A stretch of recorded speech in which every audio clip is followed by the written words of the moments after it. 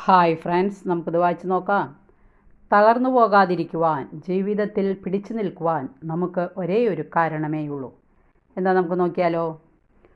തളർന്നു പോകുവാൻ നമുക്കൊക്കെ നൂറ് കാരണങ്ങളുണ്ടാകും. സാമ്പത്തിക പ്രതിസന്ധി, കടബാധ്യത, രോഗങ്ങൾ, വേദനകൾ, എല്ലാവരാലും പരിത്യജിക്കപ്പെട്ട അവസ്ഥ, ആരും മനസ്സിലാക്കാനില്ലാത്തതിൻ്റെ നൊമ്പരം, ഒന്നിനും കൊള്ളില്ല, ആർക്കും വേണ്ട എന്ന് കരുതുന്ന ഒരു ജീവിതം, പ്രതീക്ഷയ്ക്ക് വകയില്ലെന്ന് തോന്നുന്ന ഭാവി, ഇങ്ങനെ അനേകം കാരണങ്ങൾ. എന്നാൽ തളർന്നു പോകാതിരിക്കുവാൻ, ജീവിതത്തിൽ പിടിച്ചു നിൽക്കുവാൻ നമുക്ക് ഒരേ ഒരു കാരണമേ ഉള്ളൂ.